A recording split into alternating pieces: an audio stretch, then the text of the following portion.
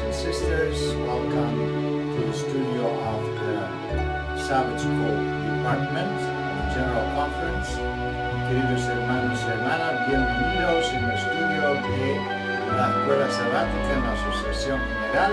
Nos gustaría estudiar juntos una lección muy importante, la lección de guardianes a usurpadores. Bueno, perdona mi pronunciación, que no es correctamente muchas veces, pero vamos a intentar lo mejor que podemos.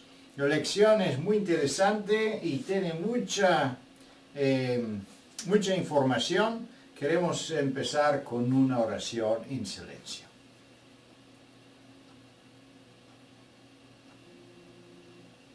Amén. Con ayuda del Señor nos gustaría estudiar más profundo ahora nuestra lección y vamos con ayuda de Dios a hacer un repaso general de la lección. Tenemos varios subtítulos en la lección, la composición es muy fácil. Tenemos una introducción de la historia literal de la parábola de la viña, pero también vamos a ver que cuando entramos en la simbólica de diferentes puntos relacionados con esta parábola, vamos a ver que podemos entender muchos símbolos y la interpretación de ellos de una forma literal, de una forma espiritual, de una forma profética, y también podemos aplicarla en nuestra situación en la Iglesia de Dios hoy. El primer subtítulo es encargados de la viña. Vamos a ver, aquí está la lección, encargados de la viña. El segundo subtítulo se espera que llevarán frutos, y vamos a ver qué tipo de frutos espera Jesús, espera Dios de su iglesia. El próximo subtítulo es el trato que los usurpadores le dieron al Hijo. Sabemos la historia, también el Hijo fue a recoger los frutos que le corresponde, y sabemos la historia triste que sucedió. Labradores fieles. Vamos a ver qué va a suceder con ellos que colaboran y prácticamente también dan frutos que Dios espera de ellos, y también la bendición relacionada y conectada con eso. Estamos junto con nuestra querida hermana Raquel. Bienvenida, Raquel, en nuestro estudio. Con la ayuda del Señor vamos a aprovechar de sus comentarios. Hermana Raquel es directora del Departamento de Familia, también de Departamento Social y de Corportaje. Con la ayuda del Señor queremos entrar ahora en los detalles. La primera pregunta: ¿qué parábola presentó Jesús para ilustrar los privilegios y responsabilidades de los labradores? ¿Qué dices, Raquel? Bienvenida. Gracias. Bien, esta es una parábola que no la encontramos por primera vez en las Sagradas Escrituras. Tenemos referencia directa a Isaías 5, y de hecho el Señor Jesús está conectando ambos elementos entre sí.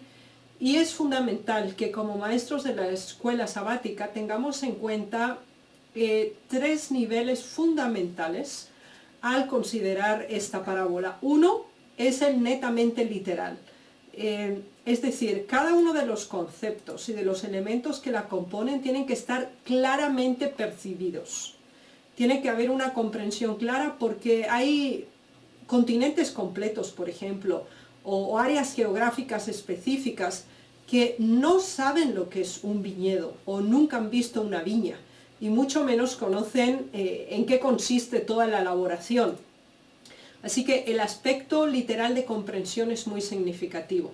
El segundo elemento que no podemos pasar por alto es el histórico profético.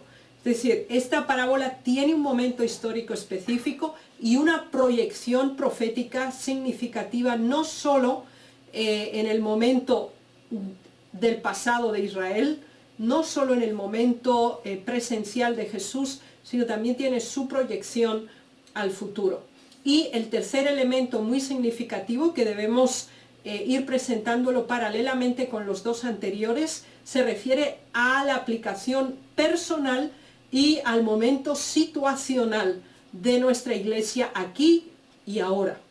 Así pues, considerémonos en perspectiva esta parábola y vamos a analizar los 7 elementos que la conforman. El primero de ellos es el hombre o el padre de familia, o en otros términos, el dueño, el propietario. El segundo elemento es la viña como tal. La tercera es la cerca que se ha establecido como vallado. El cuarto elemento es el lagar. El quinto es la torre.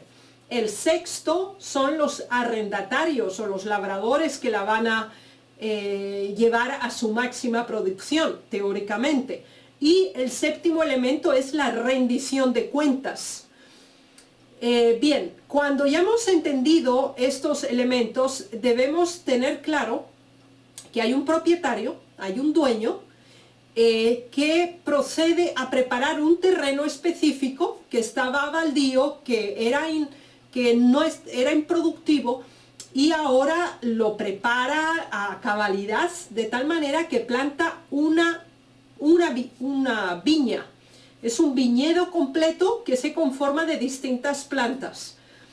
Así que ese es un terreno especial que exige también una preparación específica, y con el fin de proteger la producción y el desarrollo completo de los frutos, establece también una cerca protectora de ese terreno. Al mismo tiempo, hace un lagar. El lagar sería el lugar donde se lleva el fruto recogido, donde éste es presionado para obtener el jugo, y también en el lagar generalmente se conservaban el producto final, que en este caso era el puro jugo de uva. No podemos olvidar otro elemento arquitectónico que pertenecía a esta viña, y era una torre que no solamente tenía el propósito de embellecer la propiedad, sino que su motivo principal era la vigilancia del área alrededor.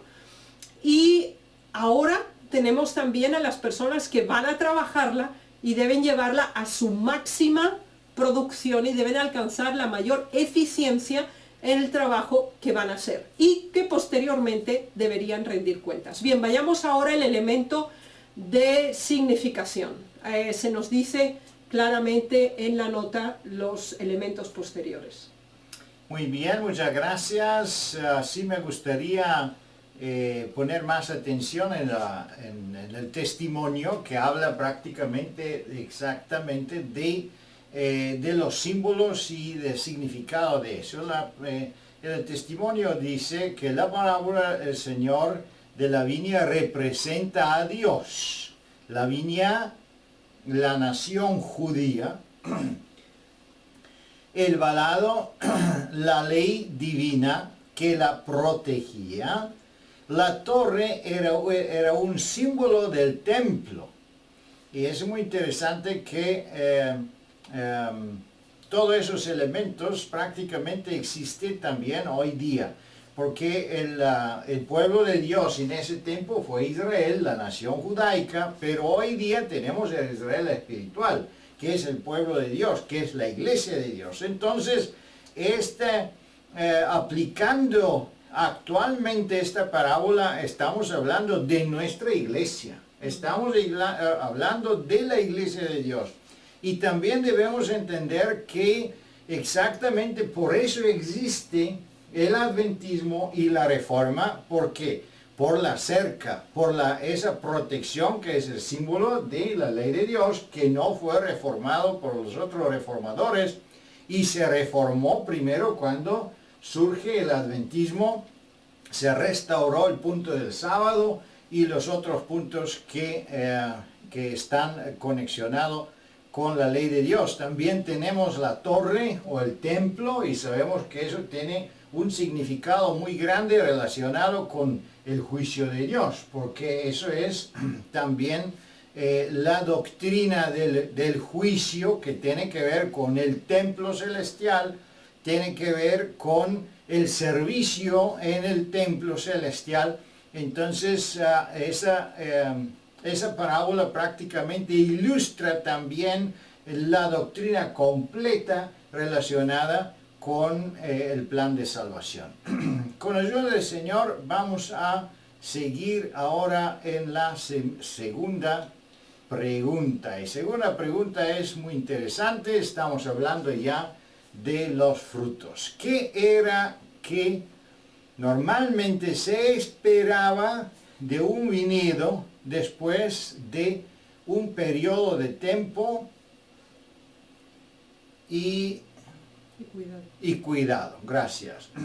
Tenemos aquí en el fondo una ilustración o un cuadro de un paisaje de un viñedo en Italia y muy probable es semejante, fue semejante el paisaje en Israel.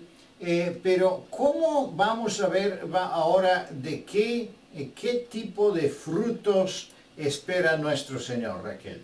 Bien, el Señor de la tierra había hecho todos los preparativos y había establecido todas las condiciones para que la producción fuera lo más eficiente posible. Por esa razón escogió viñas selectas, si lo combinamos con Isaías capítulo 5, así que plantó plantas que garantizaban una gran producción, plantas escogidas. Además de eso, preparó la tierra, la nutrió, la acabó de tal manera que recibiera los nutrientes y enriqueciera la planta. Además de eso, la protegió para que ningún animal vinieran, tampoco ladrones que pudieran dañar la viña. Además de eso, colocó esa torre que tenía el propósito, si nosotros consideramos ahora el nivel simbólico, si el pueblo de Dios es el viñedo, cada planta es un hijo de Dios, cada uno de los mandamientos conforman esa cerca de protección, y el templo es el sumos, la completa verdad en sí, así como la correcta adoración de Dios. No podemos olvidar el lagar. Y el lagar tiene el propósito de presionar el fruto, presionarlo de tal manera que obtenga el precioso jugo que sería ese mosto. Y eso se produce a través del sufrimiento, el dolor y las circunstancias adversas. Sin embargo, la verdad y la fidelidad, así como la correcta responsabilidad, iba a desarrollar adecuadamente la planta y también enriquecer el fruto. Así que era normal, absolutamente y justificable, que el dueño de la viña esperara un resultado impresionante y muy grande. Y ahora, ¿qué pasó en el momento de la cosecha? Que es la segunda parte de la pregunta número 2. Es que cuando el dueño envió a sus representantes para solicitar su parte de la cosecha, lo cual era comprensible y era muy obvio para la multitud que estaba escuchando. Esas transacciones se hacían muy a menudo, donde cuando una persona no poseía la tierra podía arrendar la tierra de otro, pero sí entonces tenía que compartir las ganancias, sean pecuniarias o en especies, del producto final obtenido de esa propiedad que se le había simplemente cedido para su producción, no era propietario. Ahora, ¿qué hacen estos labradores que tenían que entregar ahora parte de su cosecha, se niegan a hacerlo. Y por lo tanto, a quienes vienen a pedirles cuentas y a recoger el parte de la cosecha que les pertenecía al dueño, nos dice el versículo que a unos los golpean, a otros los mataron y a otros más los apedrearon, lo cual significa que ese envío para solicitar cuentas y recibir el resultado se había repetido en diversas ocasiones, no había sido solamente una vez parcialmente. Si lo aplicamos nosotros literalmente ahora, todos los privilegios, todos los dones, todas las circunstancias y bendiciones que el Señor nos ha favorecido, debemos rendir cuentas al respecto. Sobre todo lo que nosotros recibimos, tiene que haber una rendición de cuentas. Así que nunca podemos pasar por alto y considerar como automático el recibir. Debemos pensar que tiene que haber compartimentación, debe haber máxima producción, eficiencia y rendición de cuentas. Muchas gracias, muy importante. Bueno, la segunda pregunta tiene también una pregunta secundaria, o dentro de la respuesta hay una pregunta. ¿A quién se supone que los agentes del Señor han de honrar y representar? Bueno, ellos debían dar una honra al dueño y también rendir una parte de los frutos. Claro, es interesante ahora qué es el fruto. Podemos pensar que, bueno, las uvas son los frutos y las uvas normalmente se come como frutas. Pero considerando el versículo que habla que Dios también no solo montó ahí la cerca y todo lo demás, pero también presentó este aparato especial para el lagar que debía extraer el jugo. Entonces entendemos que el fruto final que Dios espera es prácticamente el vino de su producción. Y aquí tenemos una ilustración de cómo parecía un agar en el tiempo antiguo. Vamos a ver que las uvas se traían en un contenedor y después con sus pies la gente lo machucaban y el jugo salía de esta manera. Claro, tenemos también un modelo más automatizado, es más moderno. Así es como se hace eso en Europa, en varios lugares, y me imagino también no solo en Europa, pero en todo el mundo. Pero qué es interesante es, debemos entender, hermanos y hermanas, que prácticamente rendir frutos no es una opción, pero es una obligación. Rendir frutos, si nosotros estamos en la viña del Señor y tenemos todos los privilegios alrededor de nosotros, entonces Dios espera esos frutos como una consecuencia natural de los privilegios que Él nos ha dado. Por eso es sumamente importante que nosotros consideramos eso y rendimos los frutos. Aquí en Deseo de toda la gente dice, y como los labradores debían devolver al dueño una debida proporción de los frutos de la viña, así el pueblo de Dios debía honrar mediante una vida que corresponde a sus sagrados privilegios. Entonces los frutos que Dios espera es una vida santificada, una demostración de carácter de Dios en nuestra vida. Vamos a seguir adelante porque tenemos más preguntas y muy interesantes puntos de considerar. En pregunta número 3. ¿Entregaron más tarde los guardianes la parte propietario cuando cuando más siervos fueron enviados a recibirla? Bueno, lamentablemente el comportamiento que habían mostrado la primera, la segunda o la tercera vez seguía perpetuándose.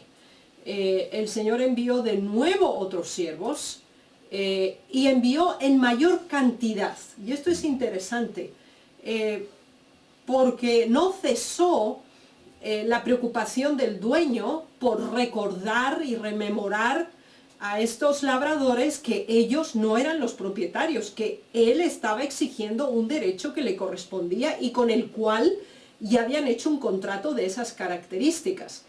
Pero lamentablemente la cita nos dice que ellos hicieron de la misma manera con ellos. Es interesante que cuando como seres humanos nosotros nos obstinamos en un comportamiento errado,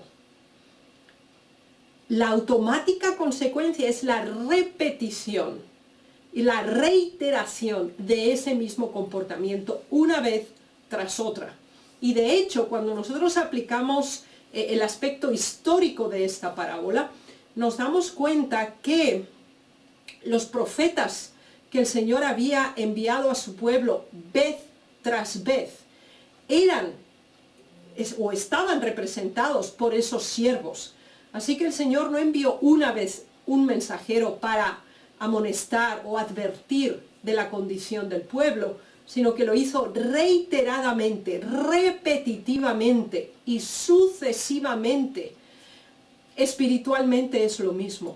El Señor nos advierte, desea que nos alarmemos, llama nuestra atención acerca de elementos de nuestra vida, comportamientos o situaciones que no están correspondiendo, uno, a la verdad que conocemos, dos, a la actitud y al título que asumimos como hijos de Dios, y tres, tampoco estamos representando la verdad en la proporción que corresponde al conocimiento que se nos ha confiado.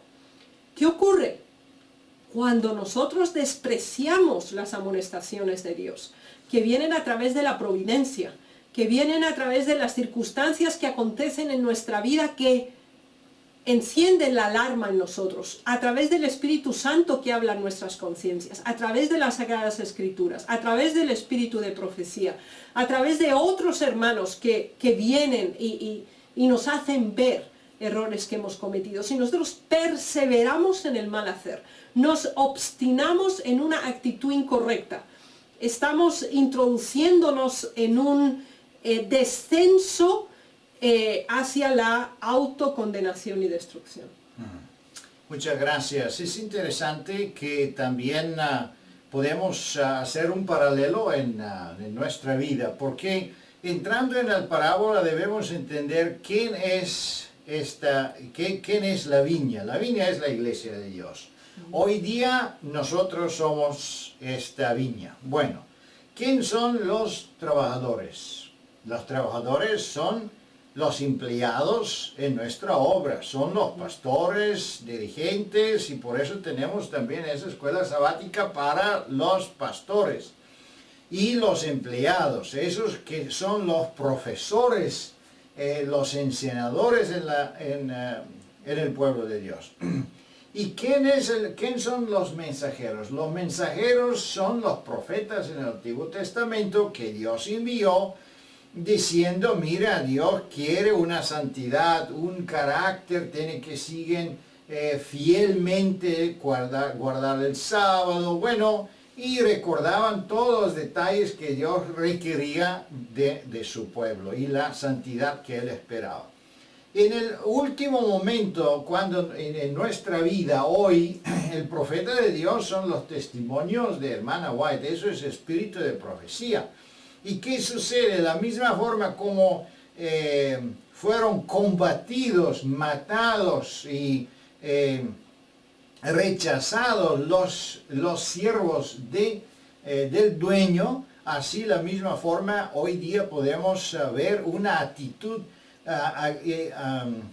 excesivamente agresiva contra los testimonios de hermana White, buscando manchar su personalidad, buscando algunas faltas en su carácter, en su forma de ser, que dijo, que hizo y esto y lo otro, para contradecir después las inspiradas palabras que Dios le dio.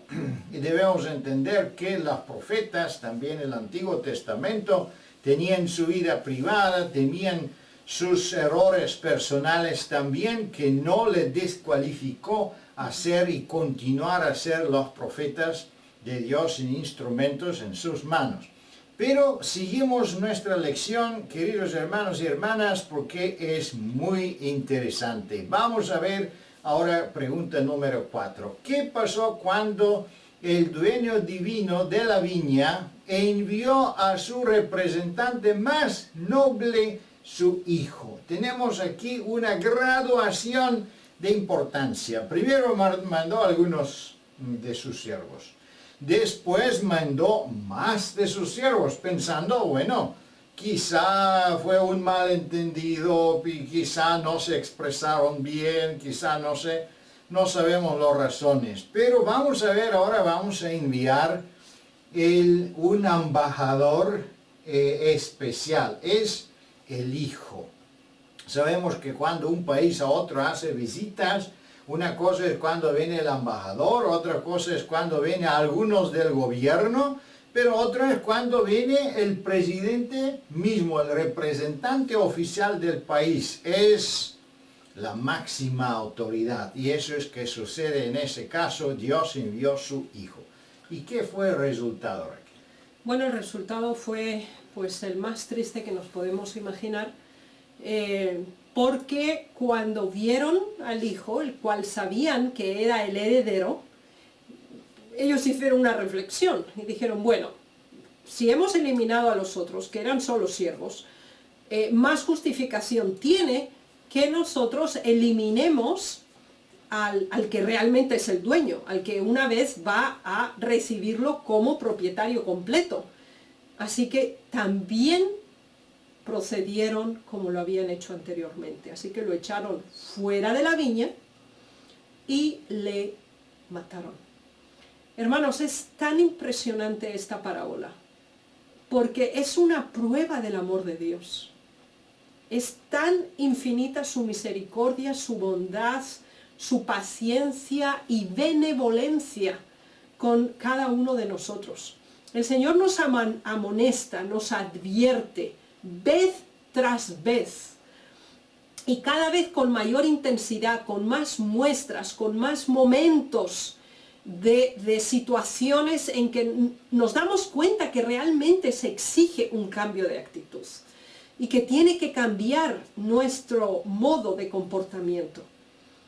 Pero cuando nos obstinamos en el rechazo, ¿qué ocurre? Llegará el momento en el cual rechazamos hasta a Dios mismo. El hecho de que los labradores llevaran a la muerte al hijo que iba a ser el heredero de la viña, no ocurre como un acto aislado, sino que de hecho fue el resultado de un comportamiento previo. Es decir, cuando nosotros vez tras vez, de un acto pequeño a un acto mediano, de un acto mediano a uno grande y después a otro todavía más alto, practicamos el mal, perseveramos en el mal hacer, llegaremos al rechazo completo de Dios mismo y su verdad. Muchas gracias, Raquel. Entendemos que prácticamente dar frutos es muy importante también de parte de nuestra salvación. Con la ayuda del Señor seguimos los puntos, porque ahora viene punto número 5, habiendo llegado a este punto muy crítico, ¿qué se merecían los labradores? Bueno, la parábola sube su intención y su intensidad, y debemos entender que en su situación literal Jesús estaba en la calle hablando con los fariseos. Ellos lo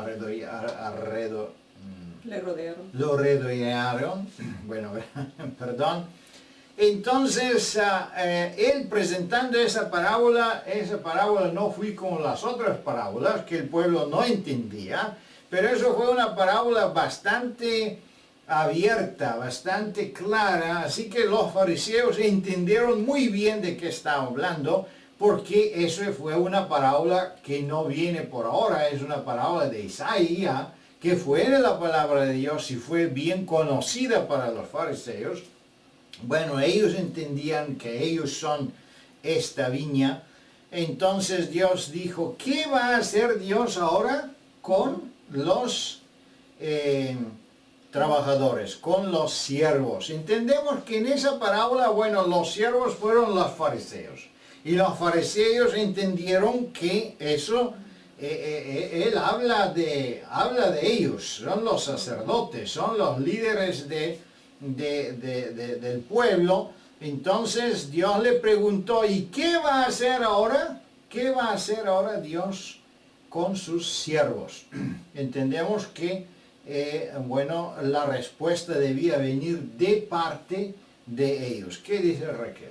Bien, el Señor Jesús quería dar una enseñanza práctica a través de esta parábola. Y entonces les dijo, ¿qué hará a aquellos labradores malvados? Y es interesante que ellos mismos calificaron a estos labradores. Y ellos le dijeron, a los malos destruirá sin misericordia y arrendará su viña a otros labradores que le paguen el fruto a su tiempo. Esta parábola de Jesús, en su parte última, era profética y se iba a cumplir en un par de días, iba a cumplirse. Porque ellos, lamentablemente, con esta declaración, pronunciaron su propia condenación. Porque dice, primero declararon que los labradores eran malos. 1. 2. Que les sería sacado y que no merecían recibir más misericordia, más tiempo de gracia, para que reconsideraran o que se les enviaran otros siervos que se les volviera a rememorar. No, para ellos consideraban que con la muerte del Hijo había acabado su tiempo de la misericordia. Y que entonces tenían que ser desposeídos y ser entregada esa viña a otros que sí dieran el fruto en el tiempo correcto, cuando se les exigía la rendición de cuentas. Esto fue una autocondenación. Muchas gracias. Entendemos que eso sucedió en el pueblo de Dios también muchas veces. Tenemos los 7 periodos de la Iglesia de Dios y siempre tenemos una apostasía y después un remanente que continúa la línea fundamental, la línea central. Pero vamos a ver también qué pasa con los líderes, porque él está hablando de los fariseos, y los fariseos condenaron ellos mismos, dice aquí, y fueron los líderes del pueblo. Entendemos que una apostasía en la iglesia proviene de varios lugares, de la presión del mundo, bueno, de por qué muchos se apartan de la creencia de Dios. Pero por eso los líderes que enseñan, que guían, deben vigilar y deben disciplinar, deben enseñar para no permitir una apostasía que toma lugar. Pero si los líderes descuidan su trabajo, ¿qué sucede? Entonces, las doctrinas falsas y las enseñanzas equivocadas entran en la iglesia, y no solo que entran, pero poco a poco se afirman como una enseñanza correcta, con un comportamiento correcto, los pecados se defienden. Entonces, ¿qué sucede? Un día, prácticamente, toda la viña va a ser limpiada y se va a entregar a otra gente. Entonces, es importantísimo que los líderes entienden la responsabilidad tan grande que tienen los pastores y también todos nosotros, porque dice también la palabra de Dios que nosotros todos somos una Real sacerdocio. real sacerdocio, que significa que cada uno tiene también una parte de su responsabilidad. Pero vamos a seguir adelante ahora a ver pregunta número 6. ¿Qué más dijo el Señor refiriéndose directamente a sus oyentes impenitentes y al pueblo como nación?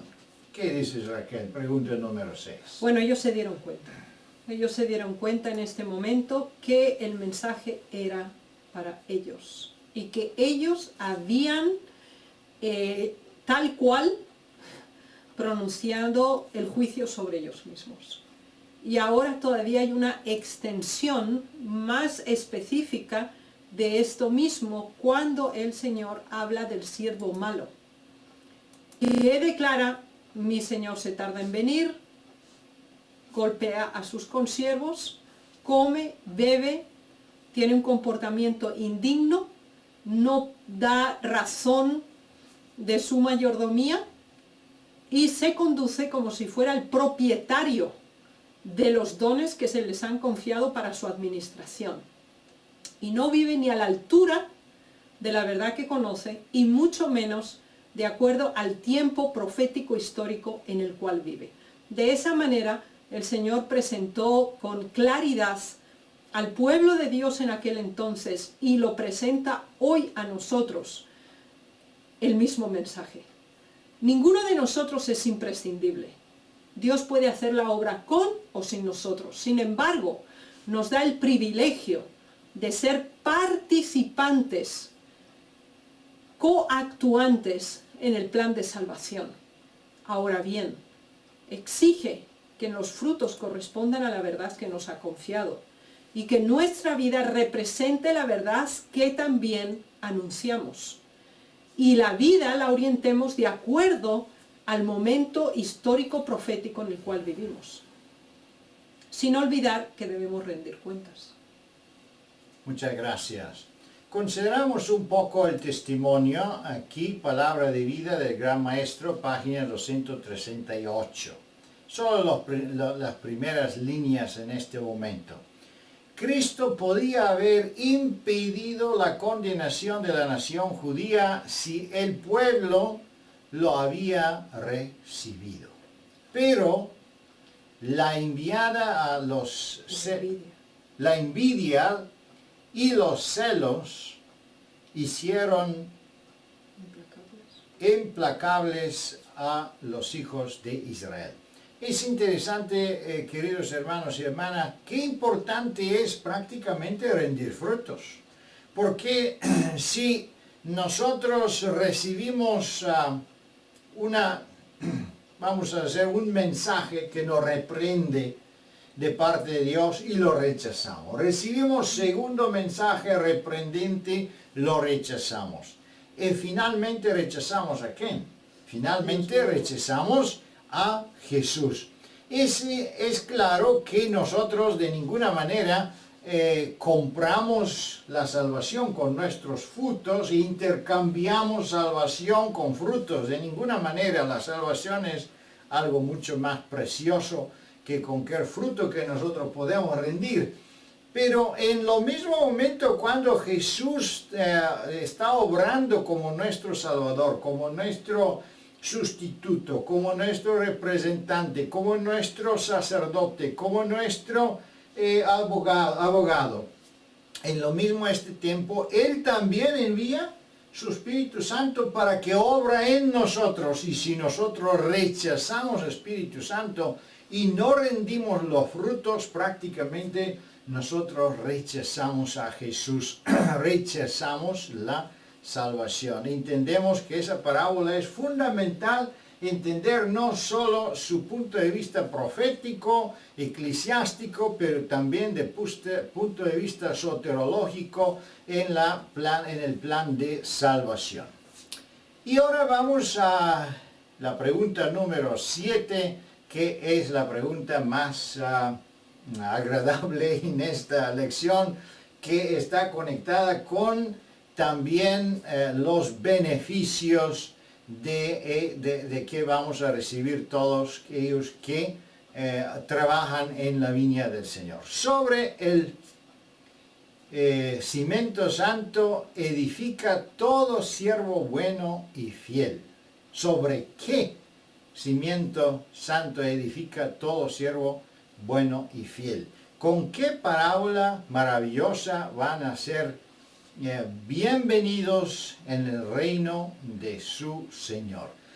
Bueno, entendemos en pregunta 6 se habla, bueno, de la responsabilidad que tienen los siervos que trabajan en la viña.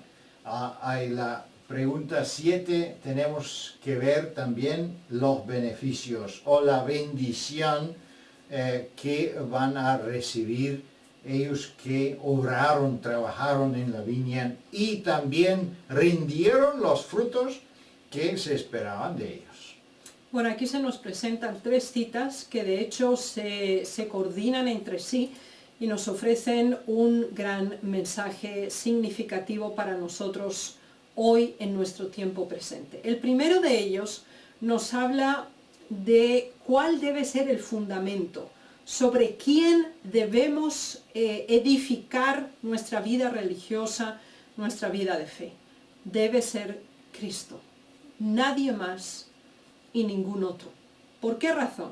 A veces podemos admirar a una familia, a una persona, por sus dones, sus talentos. Sin embargo, no debe ser nuestro modelo de comportamiento.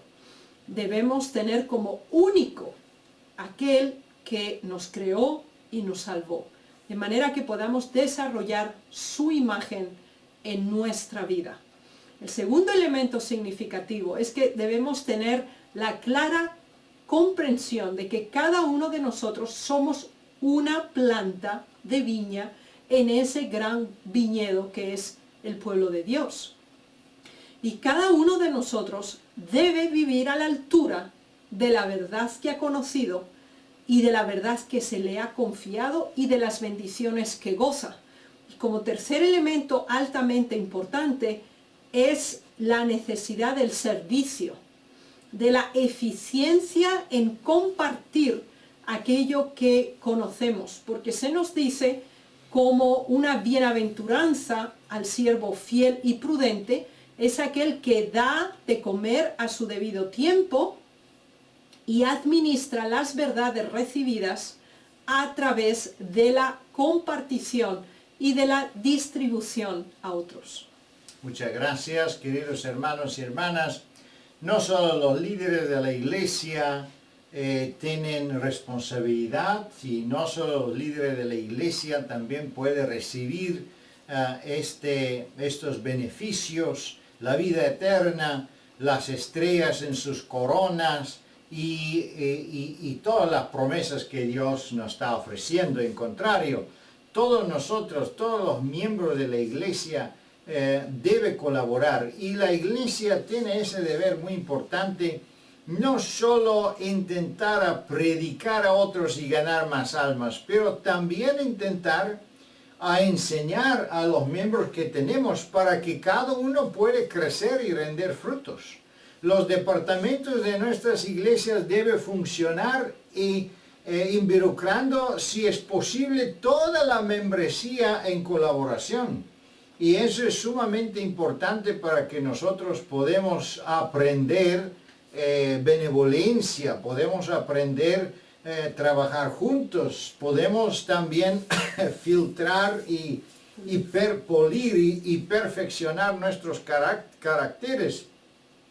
Pruebas van a venir sobre el pueblo de Dios y esperamos la prueba final, que es la ley dominical. Pero si nosotros no podemos vencer las pruebas pequeñas que surgen y vienen hoy día en nuestras iglesias, en nuestro pueblo, en nuestra vida diaria, mucho menos vamos a poder obtener la victoria en ese tiempo tan difícil que esperamos, que es el último tiempo antes de la venida de Cristo. Por eso, queridos hermanos y hermanas, no debemos desanimarnos, pero debemos aferrarnos a Jesús y desarrollar un carácter lleno de frutos del Espíritu Santo. Que Dios le bendiga y le guarde. ¿Algunas palabras, Raquel, para nuestros oidores? Sí, yo desearía que el maestro de escuela sabática motive especialmente a los miembros de la escuela sabática a personalizar esta lección y hacer de hecho que el sábado analicen, porque es un día de reflexión, cómo ha crecido nuestra viña. Estamos a la altura de la verdad que conocemos, permitimos que el lagar nos presione para dar lo mejor de nosotros mismos. Hagamos un punto y aparte y pidámosle al Señor que de la manera tan cuidadosa, amorosa y misericordiosa en que nos ha tratado, nos ayude a desarrollar esos dones para su honra y gloria. Muchas gracias.